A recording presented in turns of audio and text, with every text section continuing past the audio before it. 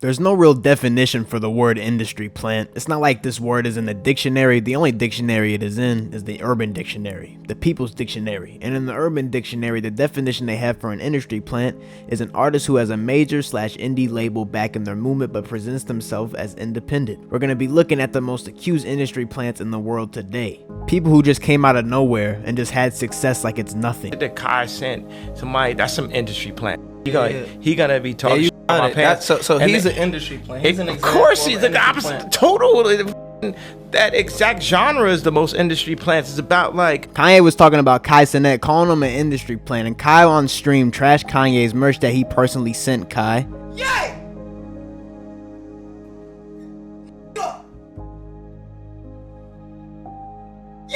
Now looking at the merch, no one wants to wear them baggy ass clothes, but what do you expect? $20, which is how much Kanye's new merch costs. But Kai trashing the clothes caused Kanye to call him an industry plant. Even someone else on Reddit accusing Kai of being an industry plant, stating 100% him and Aiden Ross. They dead ass came out of nowhere. He's only been around, what, 2 years, and he has that big house, cars, giving out money like it's nothing. Now this here just sounds like someone that's hating from the grandma's basement with the Oreo crumbs on their man titties. Kai's success has been well documented. It hasn't only been 2 years. He's been doing this since 2018 for about 6 years now. Yes, his success was quick when it comes to streaming, and we could say he has a little bit of this thing we call luck on his side for being able to join AMP so quickly, but I wouldn't accuse Kai of being an industry plant. But it's actually hilarious that someone like Kanye would accuse Kai of being such a thing, because if we look at someone who's associated and got a cosign from Kanye by the name of Four Bats,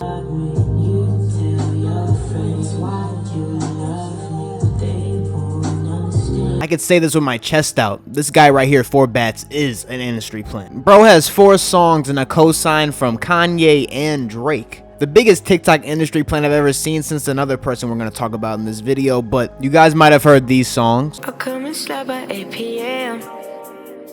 and send a text to your DM.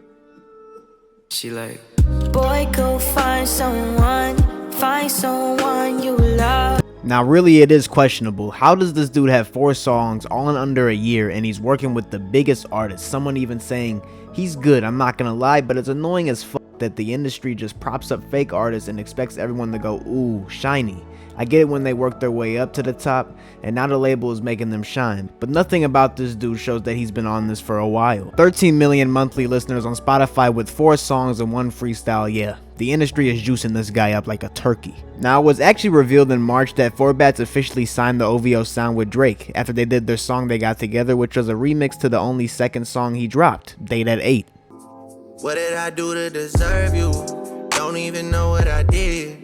Been praying on this since a kid. Getting a remix from Drake for only the second song you dropped is some wicked witchcraft business, I'm not gonna lie. Which is crazy we're talking about Drake and helping people out in the industry because someone by the name of Ice Spice, the Bronx legend with lots of talent who can jiggle her cheeks like no one else, got a co-sign from Drake as well. If you look at her YouTube, she had 3 songs before her big single Munch, her first song being No Clarity. And when you listen to this, if Ice Spice was my daughter, I would have told her to kick rocks with the music shit. Hey, when you try to hurt me, when we off perky, we both from the Bronx, so I know that you dirty. How you do me like? Now I guess these big labels saw this light-skinned woman with the big behind and they were like, we could do something here with this one. Someone saying trash with some that's really the best explanation for Ice Spice. The music's garbage, but she do got a fatty. Well, I'm not gonna say garbage, I'm just gonna say, you know, it's not my taste. You know, maybe some people like it, it's just not my cup of tea. I just don't want it to come off like I'm hating or anything, and actually screw it. It's garbage. And here's where my sus meter rises with Ice Spice, because her 4th song being Munch and the official music video dropping on Roadstar, there's gotta be a reason they dropped it on Roadstar over her official YouTube channel.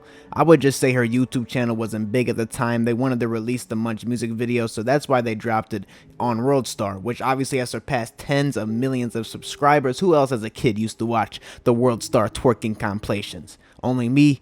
Alright then. So obviously Munch releases and it feels like this Ice Spice girl just blew up overnight. Well, it doesn't feel like it if that's what actually happened. Yes, she blew up overnight, even getting a follow from Drake the day after she blew up. You could see pictures and videos of Ice Spice and Drake hanging out together. We all know about the Drake effect. If you're an artist and associate with Drake in any way, things should go good for you. And this follow from Drake had Ice Spice's name in everyone's mouth, but unfortunately for her, that relationship with Drake would go away because he would eventually unfollow Ice Spice. It's been speculated that Drake unfollowed you afterwards. Do you want to tell us some tea on that? He did. I don't know why though.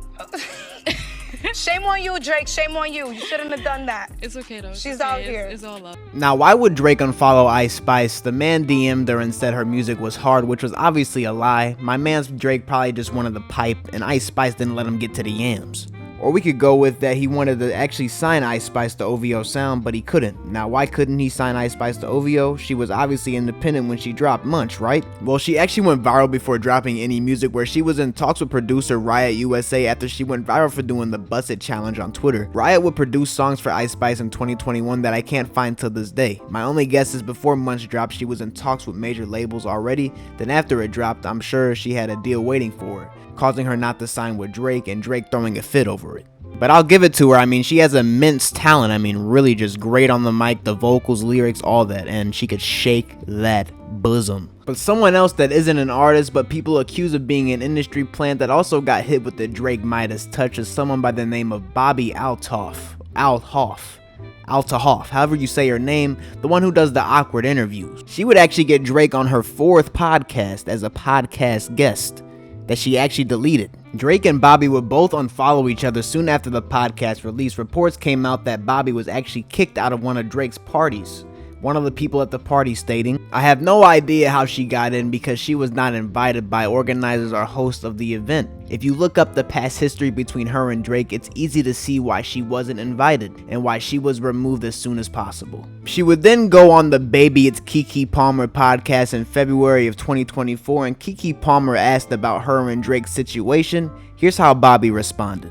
So Drake came on, and what was the beef? What was the thing? What was the thing that went viral with you and Drake where they're like, the unfollow? What happened with that? Why did he unfollow you? I guess we'll never know. When's the last time you talked to him? Like a couple weeks ago, maybe a month ago. So that's your homeboy for real? He's breaking news.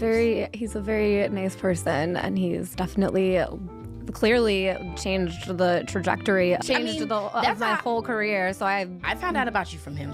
Now, I guess her and Drake are cool. I mean, you can't really go out there and put someone on blast that gave you a career. So I guess we could say Drake is the label that pushed Bobbi to stardom. Bobbi is a podcast industry plant pioneer. It's a new phenomenon. You can't really say there's been one before. Podcasting has gotten popular enough that people like Bobbi are getting bankrolled by the powers that be, I suppose. Now, luck is definitely real, but I don't think there's enough luck in the world to where you can get Drake on your 3rd or 4th podcast, bro. It's just not possible. Shoot, maybe I need some of that industry Drake juice. No Diddy.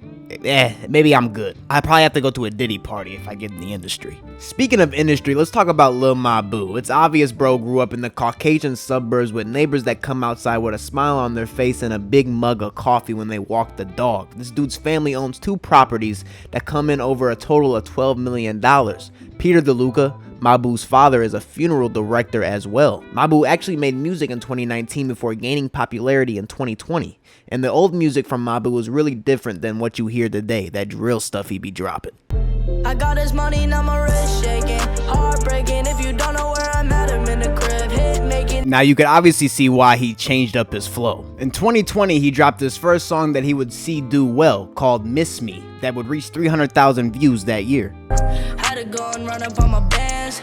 Shout out to my brother, shout out to the fam. Getting guap now, I can't stop now. But 2021, here's where the industry plant allegations all lay loose, because Lil Mabu would go from Lil Timmy from the burbs to Big Tyrone from the hood. He released his first drill song titled Demon Time. I stay with the crew, quit talking, man, just make a move. I'm on the east side, zooming through the streets in the G5. Been running up a bag, I'm on Demon Time. And here's where the cancer would spread like a wildfire. My only guess here is that Daddy's Money went to the hood and bought you this music video and probably passed out a bag in the hood and said, "Hey, you ghetto gangsters, please here's some money, and please just hang around my son for this music video and make it look like he's a ghetto gangster too, because I want him to have that image on him, because he wants to be a rapper, you know, I want to support my little Timmy too." This song Demon Time brought Mabu his first 1 million views, and when you see that 1 million, guys, there's nothing better. You could have Ice Spice bent over or have 1 million views. Give me the million views now. So Mabu sees that this gangster image is working for him, so we could flash forward to a year later. After bro hits puberty, we get to 2022. He drops his first big hit, No Snitching, with Dusty Locane. And I might just hit his I can never snitch. That's on my kid. If you were on TikTok around this time, all you heard about was Lil Mabu. People actually thought this guy was from the hood and what he was rapping about is real. Honestly, I've heard he is, but from everything I could dig up, he doesn't have any family or friends in the industry, and I've personally talked to some people in his life, and I think he's just a good lyricist with a great brand. But he's absolutely a cap artist. He ain't about that thug shit. It really doesn't matter when his song slaps so hard. Now, slap so hard is crazy. Are you guys playing this song in the car? So this is a message to MRPD. I cap on my raps, I'm an innocent tweet. Keep it teddy bear when I sleep. Now, maybe this is hard to the 12-year-olds that tell their mom to turn this shit on in the car whenever they want to listen to music, but anyone past the age of 12, 13, they don't find this hard at all. Now, back when Mabu was beefing with Blueface, he replied to one of Blueface's tweets saying that he's independent when Blueface said that he was irrelevant, and Mabu runs his own label called Young Genius Academy. So how do you get all those views just being independent? Well, a lot of industry plans before they sign. I'm not saying Lil Mabu signed, but a lot of industry plans before they do sign, well, of course, they say they were independent even though the label was backing them that whole time before the deal. So here's my thing with Mabu is like, I never heard anyone in my life say, hey, turn on that Lil Mabu, you know what I'm saying? Lil Mabu, he has great lyrics, he's a great rapper. I've never heard anyone say that. So my thing is like, well, Lil Mabu, you could say he's an industry plant, or you could say it's TikTok. The kids on TikTok just push the shit out of Lil Mabu to where he's at today. Because even though the music may not sound as good, you know what I'm saying? I'm not going to take anything away from Lil Mabu. He's a marketing genius.